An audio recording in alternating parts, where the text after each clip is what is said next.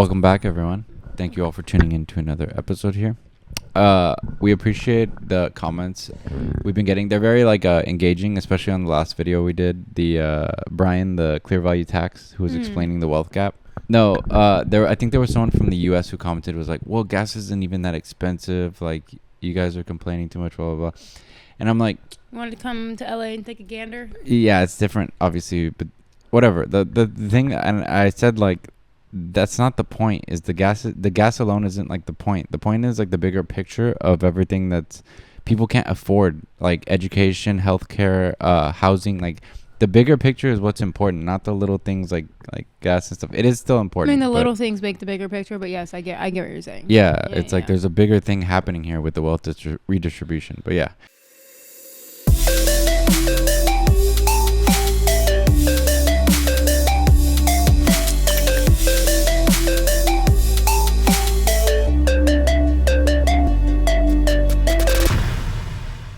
Okay, so apparently the U.S. and the EU just made a trade deal, which I'm not too familiar with, so we're going to learn about it right now. We've been extra busy lately and completely checked out of like anything going on outside of right here, right now in our,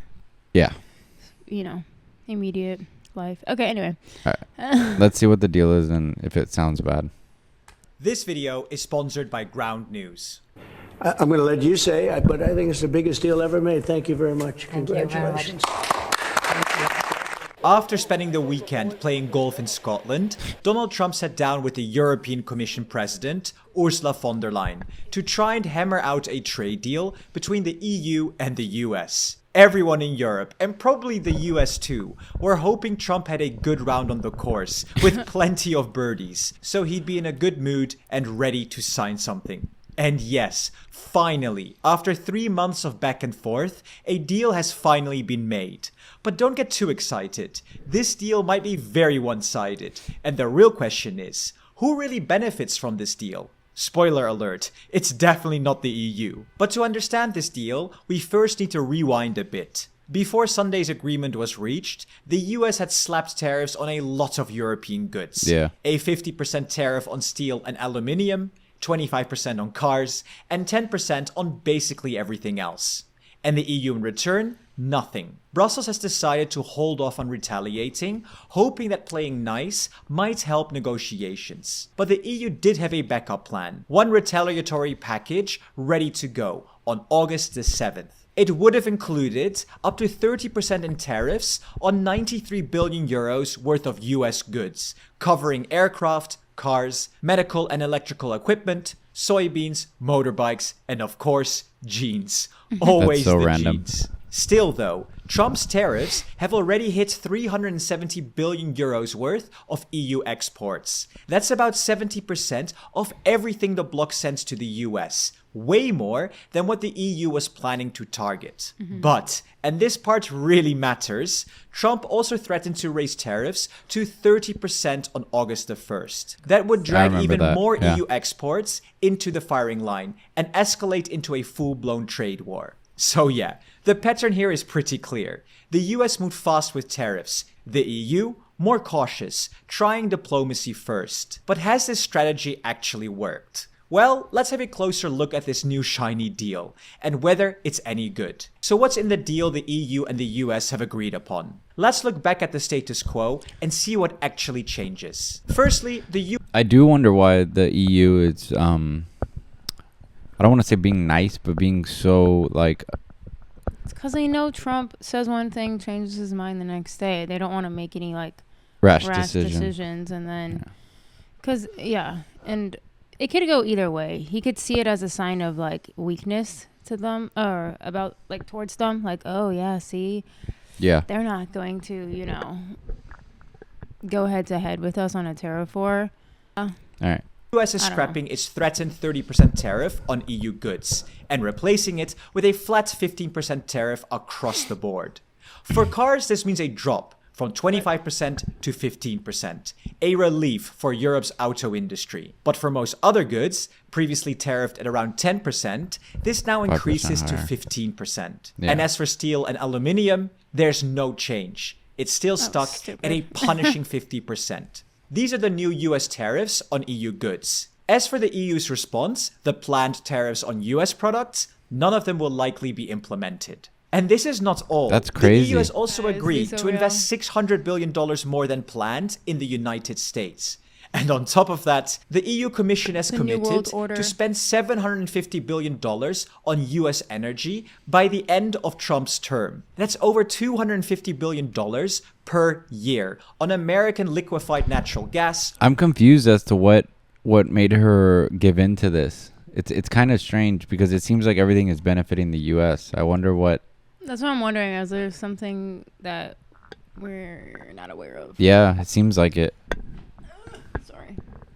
Oil and nuclear fuels, all meant to replace Russian energy. And then there's also talk No. of Europe buying more military equipment from the United States. But the specifics here are still missing. Now, this looks like a pretty one-sided deal, but there is Yeah. a little bit of hope going forward. After the meeting, von der Leyen called this a framework deal, meaning it's just the beginning. She also said that both sides have already agreed on a 0-for-0 scheme for specific goods, like aircraft and related parts, semiconductor equipment, critical raw materials, and some chemical and agricultural products. What was the reason we even implemented these new tariffs in the EU to begin with? Well, okay. The big thing is like Trump was always saying, well, they're unfairly tariffing us, or we're having stuff like that. So he's using it as a way to get more benefits out of them, which it Right. seems to be working. There has to be something that we don't know. Yeah. This means no tariffs on these items. And von der Leyen added, we will keep working to add more products to this list. Let's hope this happens quickly. The European market is open. It's 450 million people. So it's a good deal.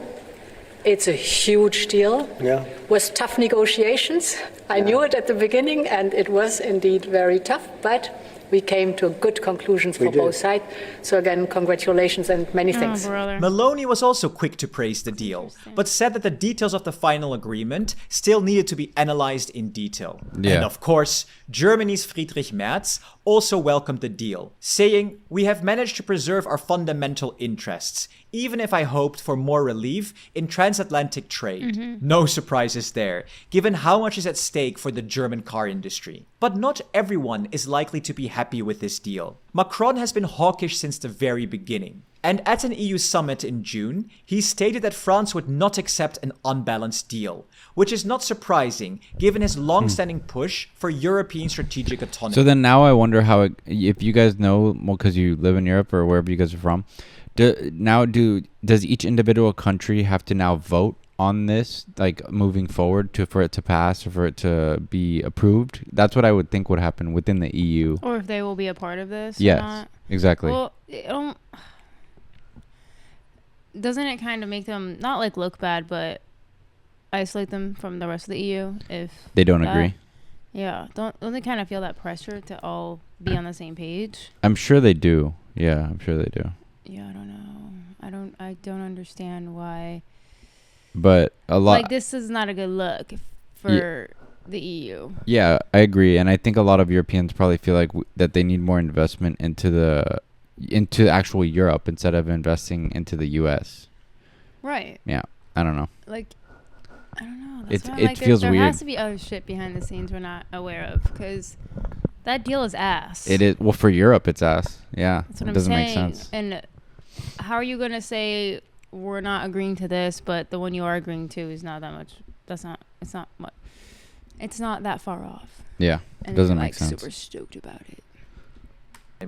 But given that countries don't hold a veto on trade deals, it's very unlikely that he can block it. Here's what I think. Interesting. Let's not sugarcoat it. Parts of this deal really suck. The 15% tariff on all goods, honestly, that part felt unavoidable, especially when you look at the other But they deals kept the that Trump has 50%. pushed through in recent weird, weeks. yeah. And the idea of building a list of exemptions where tariffs would be 0% is a decent start and could improve drastically over time. But what really bothers me are the investments. $600 billion into the US, while European companies are struggling to compete. That is not how we are going to make our industry at home Yeah, y'all are stronger fucked and more if- competitive. And don't get me started on energy. We spent hundreds of billions of euros on Russian gas, and now we're heading straight into another dependency, swapping Damn. Russian gas for American LNG. That really isn't how we build strategic autonomy. And then there's the military spending. Yes, you can argue we don't yet have the capability to meet a 5% spending target with our own defense industry. But even so, shouldn't we be doing everything possible to spend that money at home? And after all of that, not a single meaningful concession was made for the EU. It's really disappointing, and frankly, I expected a better deal. But what do you think? Was it smart diplomacy or a missed opportunity? Let me know in the I think it's just like, I don't understand the reason of giving in like that to pretty much gaining nothing. Of course, they're saying it's like the beginning of the framework of the deal, but it's like, damn, it's just like, I mean, this is one of those things that my brain has to see play out before I can really understand if it's as bad as it looks on paper for 100%, the EU. But I mean, I'm not gonna say no complaints because, you know, it's not gonna personally affect me, but I would be fucking annoyed if I didn't live here and I heard about this. That they were investing so much into, and it's not gonna come to our benefit, like as citizens of America. Maybe the government itself, but it's not gonna come to our personal benefit. It's not gonna make any resources here go down. They're just gonna allocate any of that money elsewhere. Because something I learned recently too was we have a very high national debt. It's like 37 trillion, I believe, and it's going to go up another 4 trillion with the bill. Mm-hmm. So any of the money that's being made from tariffs or anything else is going to pay that debt before we ever see it go back into our own we're not gonna society. benefit, like people here. Yeah. So let's see. Thanks guys for paying for our debt. Yeah, let's see. The comments. And thank you so much for watching. And if you want to dig deeper into media bias and understand how stories are being framed, check out our sponsor, Ground News. And all right. Let's see some of these comments, because I know Europeans probably watch that channel. Yeah, okay. Someone said our politicians are cowards. I don't know why they're giving I just don't see why she looks so gleeful. I'm like, girl, someone play. Right here, Trump, I played you. Ursula, it's all right. I don't care. My family and I are dual citizens. Maybe that he's giving her a deal within the U.S. Yeah, there has to be some shit going on behind the scenes. I think so, too. That's crazy. I feel like they should have had a little more of a backbone with things. Yeah, we need investment into Europe, not into the U.S. Mm-hmm.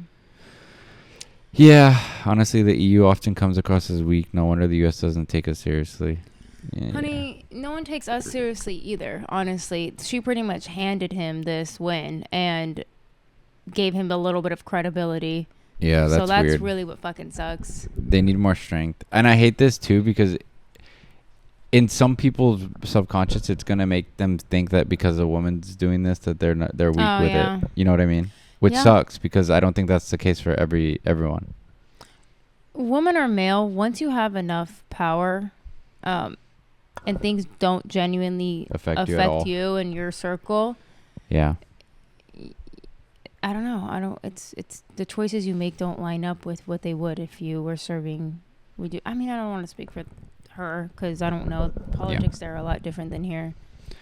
All right. Well, let us know your opinions in the comments below and what you think about this deal. And if you haven't yet, please subscribe here. And please jump over to our vlog channel, which is always linked down below. And subscribe there. And we'll see you on the next one. Yeah. Peace. Bye.